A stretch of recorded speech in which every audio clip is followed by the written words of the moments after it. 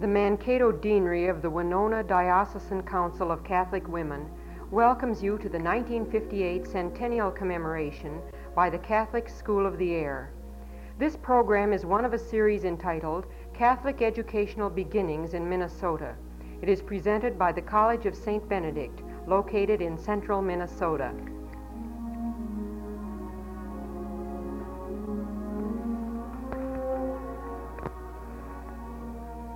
One of the very greatest treasures of Minnesota is her 14 privately owned liberal arts colleges, united in the Minnesota Council of Colleges. One of these 14, the youngest and the smallest, is the College of Saint Benedict at St. Joseph, Minnesota, with an enrollment at the present time of 335 students. Its beginnings go back to the year 1912, when Sister Dominica Borgerding was the principal of St. Benedict's Academy, a flourishing high school for girls. Sister Dominica was a vigorous, progressive character who thought all things were possible to those who think so. She determined to open a college and announced in the official Academy Bulletin of 1912 courses for the first 2 years of college work. She sent her best high school faculty members to various universities to earn advanced degrees, and by 1914 announced 4 years of college work. In those early days, the languages offered were Greek, Latin, French, and German. Back in 1912, there was only one way in which to create a college: begin the classes and demonstrate that the work was worthy to be accredited by the proper accrediting agencies. That accreditation came by degrees, when the college was finally fully accredited to the North Central Association of Colleges and Secondary Schools, when it was accredited by the University of Minnesota as a degree-granting institution, and when it was affiliated to the Catholic University of America. At present, it offers a Bachelor of Arts degree in 12 different departments and a Bachelor of Science degree in 3 departments. At the beginning, it aimed to offer the opportunity of a college education to the poor who were intellectually gifted. It has maintained that ideal to this day by keeping its fees for tuition, board, and room somewhat less than the fees charged in most other colleges. A glance backward to the early days of the College of Saint Benedict reveals much that is vividly interesting. We are fortunate at this time in having with us the very first graduate of the college, Carolyn Skoblick, who received her Bachelor of Arts degree in 1917, the only graduate of that year. Soon after graduation, Carolyn Skoblick entered the convent at St. Joseph, Minnesota, and became Sister Claudette.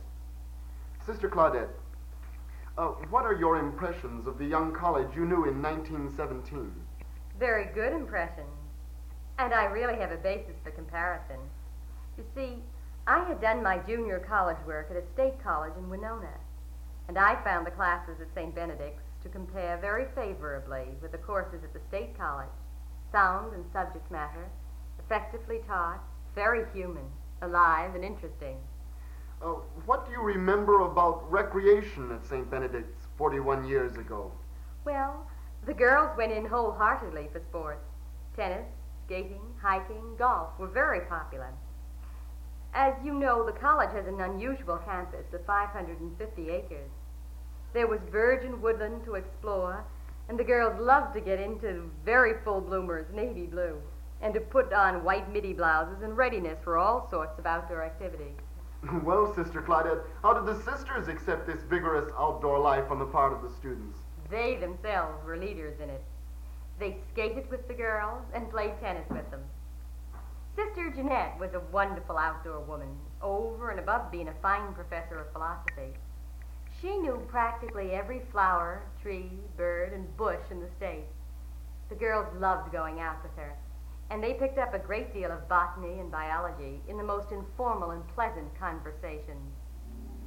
I remember that she kept a wildflower garden, most of the Minnesota wildflowers in it. It was a real treasure.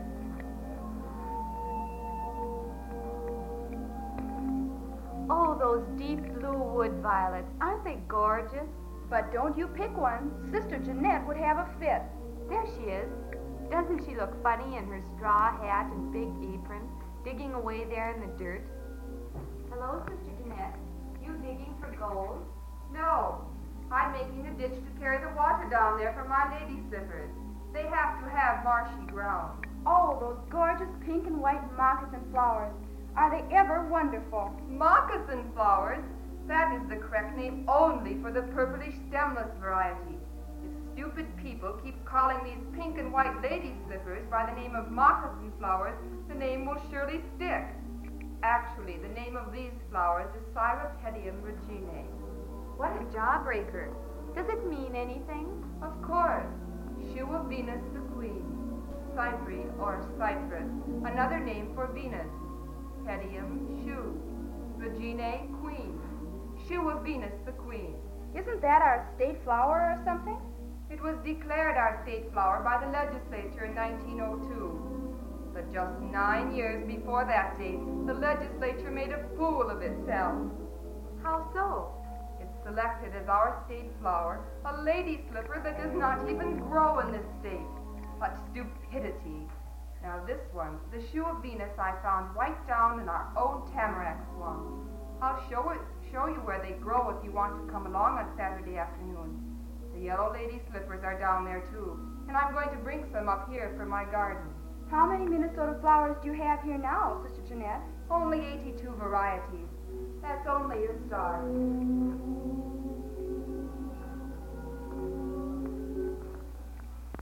And so it was that Sister Jeanette taught much outside the classroom as well as in it.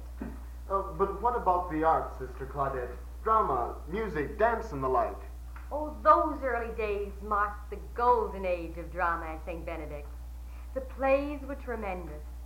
The people loved them and came from miles around, so that Sister Dominica had to repeat the play maybe, 4 or 5 times to accommodate the great crowds. Sister Dominica? The same sister who founded the college? Yes, she was just as much of a genius at dramatics as she was in pioneering the founding of a new college. She gave tremendous biblical plays like Judith of Bethulia and Queen Esther. And I'll never forget her Merchant of Venice. To this day, Shylock means to me the Shylock I saw in that beautiful play. Shylock? Did a girl take the part? Yes, Laura Braun took the part. I can see her still prowling the Rialto, money-hungry, hard, and at the same time, movingly human. Prick me, do I not bleed? Oh, it's not possible to tell how Sister Dominica trained those girls. They lived their parts. You were never for a moment conscious that they were girls. They were simply the character they portrayed. I know how stupid this sounds, because now we're so accustomed to having the men from St. John's University take the male roles. And that's right, that's as it should be. But what Sister Dominica did by way of magic in those old days can never be believed unless you were there to see it. Thank you very much, Sister Claudette, for helping us to reconstruct the atmosphere at the College of Saint Benedict in its earliest days. At the present time, the girls live in a streamlined new dormitory opened in 1956. Buildings, curriculum, and extracurriculars are all as shining as chromium and as up to date. But with all this external freshness is a deepening awareness of the 14 centuries of tradition which lie behind this young college. It is the youngest college in the Minnesota Council, but it has the oldest tradition. And it has worked out a method for making every student aware of that 14th century old tradition. It has? Oh, tell me about it. I'm going to be a freshman there next fall, and I surely want to know how it makes its students aware of so great a tradition. And I want to know what that tradition is and why it's so important. Well, congratulations, young lady. I rather envy you being one of among the class of 130 freshmen who will see the pageant for the first time, and during its colorful ceremony receive the 14 torches which symbolize the 14 centuries of Benedictine influence. On a Sunday night, just 10 days after you arrive at the college, you freshmen will find yourselves part of a large audience in an outdoor theater on the campus with a star-bright sky above you and yellowing maple trees surrounding the open space. Now you are ready to be presented with a great history lesson, not dry and dull, but unrolled before your wondering eyes in dance, song, choral chant, and color-splashed pageantry. And it is a history lesson you ought to learn, because you are entering a college conducted by Benedictines. The Benedictines have 14 glorious centuries of tradition behind them, and your task is to carry on that tradition. What they did in the past can be briefly summarized. When Europe was overrun by barbarians in the early centuries, it was the Benedictine missionaries who changed the barbarians into a Christian and civilized people. The great men who were key figures in that tremendous bringing to birth of Western culture were Benedictines. Both Gregory the Great, who sent Augustine of Canterbury to England, and Augustine himself were Benedictines, as was also St. Boniface, who converted Germany, and many others. Europe would never have become the cradle of the culture of the West without their work. It is a work every student from a Benedictine college must carry on. Now you are sitting with the other freshmen in the sweet autumn night. You see the barbarian dance to the throb of a tom-tom. Into the night air they shout their defiance. We are the Franks and the Teutons, the Huns and the terrible Gauls. We are the Picts and the Britons, the wild who our wild blood calls. And never a nation shall tame us. And never a nation shall change our wandering feet from wandering where wild tribes reign.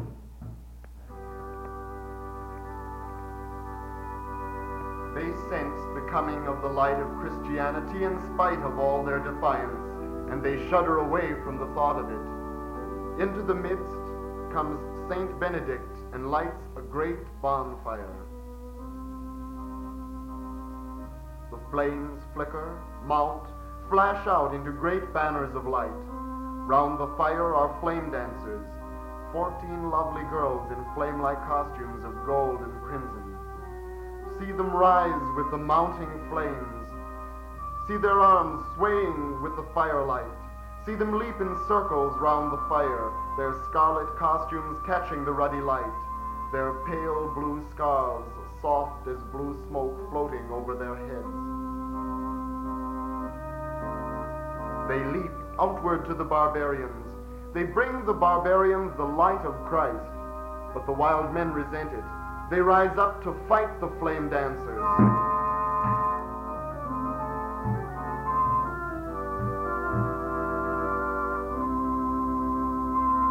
But the flames win. The barbarians are led reverently to the center fire, where with bowed heads they accept the light. Then appear 14 great Benedictine leaders, one for each of the past centuries. The flames light a torch at the central bonfire and give them to each of these Benedictine leaders. They hold them in readiness to pass the light to the waiting freshmen. See the freshmen march up, 14 abreast. See them kneel and receive the 14 torches. See them rise and sing their pledge of loyalty. We pledge our loyalty to the light that 14 centuries gave. The splendor and beauty of the pageant makes an indelible impression on the students. This pageant has been presented annually for the past 22 years. It is unique. There is no college or university in the world that has anything like this induction ceremony. It is a tremendously effective teaching technique. And so though the College of Saint Benedict is a young college in the state of Minnesota, it has the oldest tradition and has made that 14 centuries old tradition a living experience for every student who comes to the College of Saint Benedict.